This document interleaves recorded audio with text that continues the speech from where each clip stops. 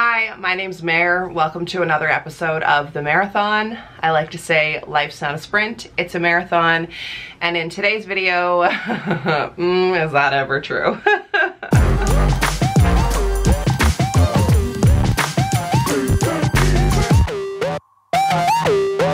It's been 1 year and 1 month since my husband took his life, and I have posted quite a few videos since then. In fact, most days daily vlogging.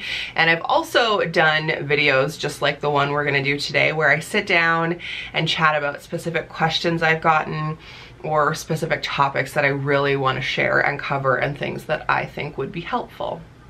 Is this too dark? Welcome to my world. Always wondering, is it too dark? Shall we try? Did that make any difference?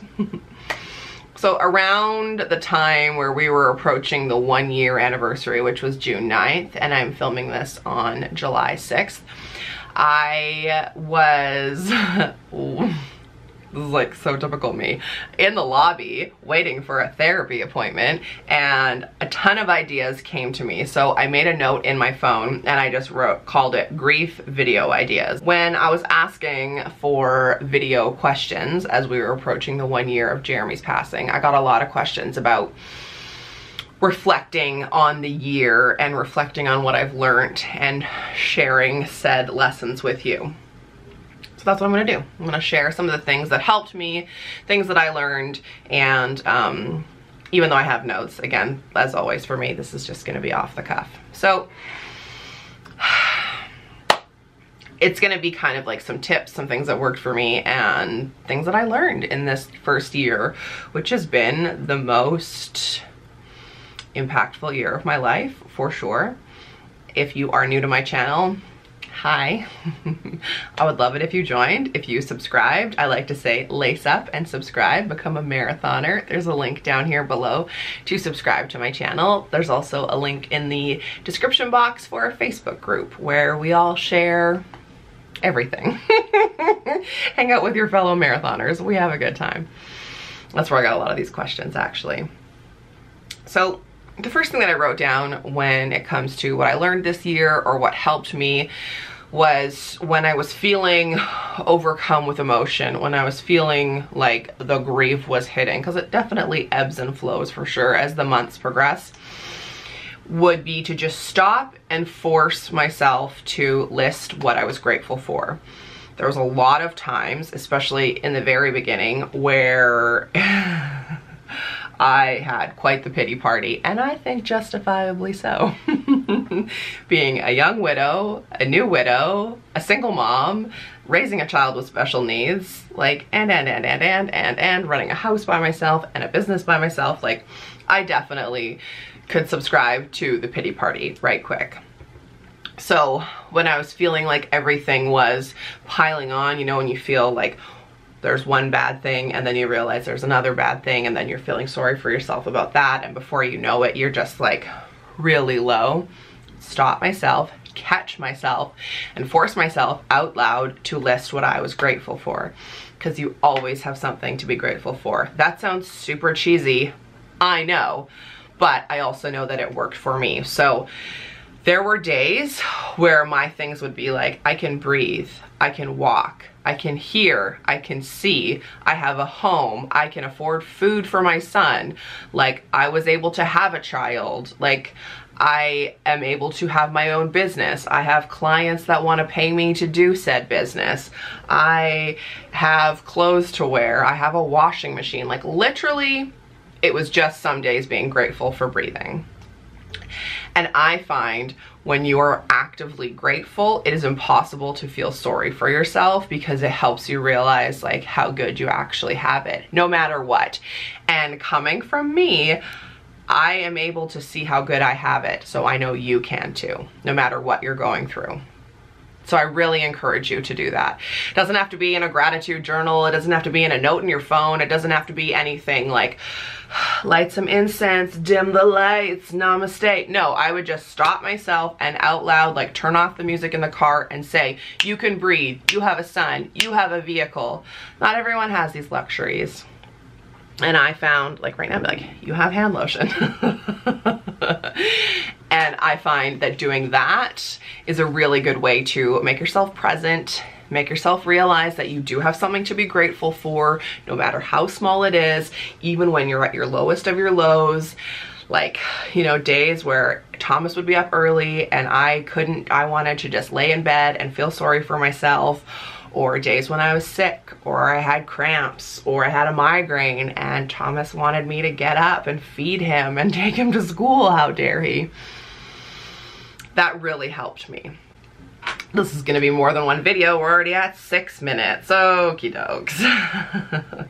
When it comes to, I've been sitting on a sneeze for the last hour.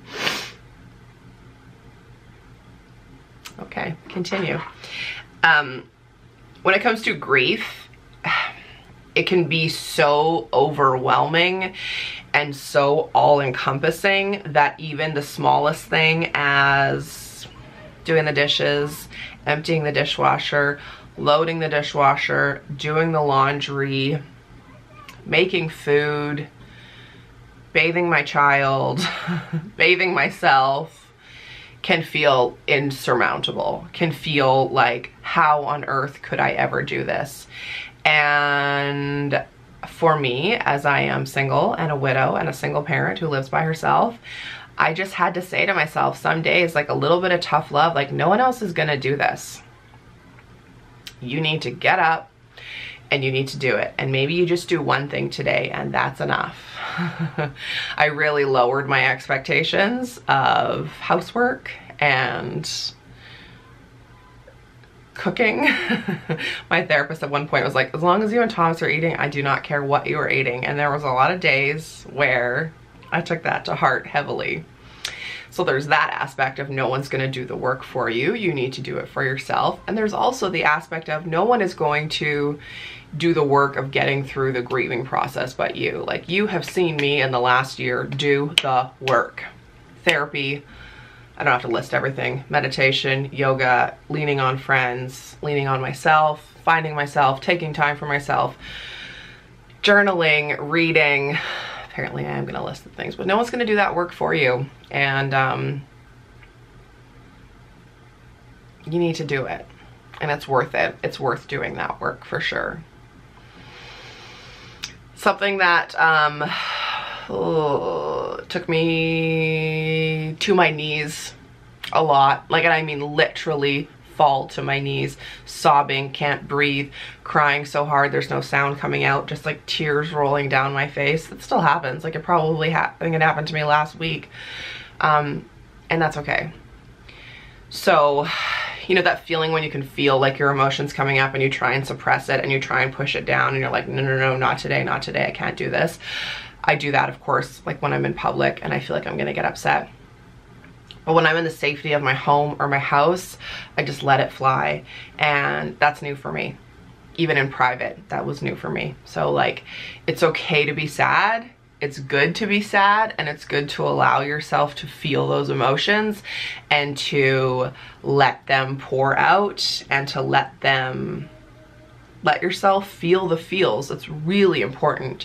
I said this from the beginning. I felt like for me, the best thing to do was to grieve and to go to therapy and to feel the emotions and to allow myself to be sad and allow myself to cry and to have no expectations. So, you know, if I got really upset and wasn't expecting to, like, it's okay to order in. You don't have to make dinner tonight, girl. Like, it's okay.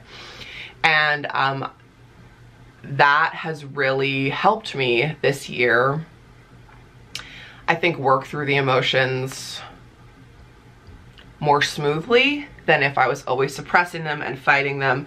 My fear was that if I didn't grieve and I didn't allow myself to feel the feels, as I say, that the grief would manifest itself down the road in shitty decisions or in emotions that I couldn't explain. And I didn't want that.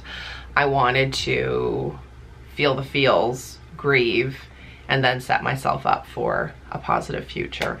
So I'm gonna leave that there because I think that's long enough. I'm gonna make this a multi-parter. I don't wanna throw too much information at you, but I do really wanna share what I've learned in the last year and what has worked for me. So stay tuned for part 2 of this video series. I don't know how long this is gonna be, but I appreciate you coming to my channel for this. And if you're someone who's lost someone, my heart goes out to you. I feel for you. I really, truly do. And people who share different milestones and different aspects of their grief in the Mareathoner Facebook group or in comments here or DMs that you send to me, I really feel that, and I feel for you. And I want you to know that you're not alone. Thanks for watching. Please lace up and become a marathoner. Subscribe to my channel. Like I said, life's not a sprint, it's a marathon, and I'll see you in the next one. Bye.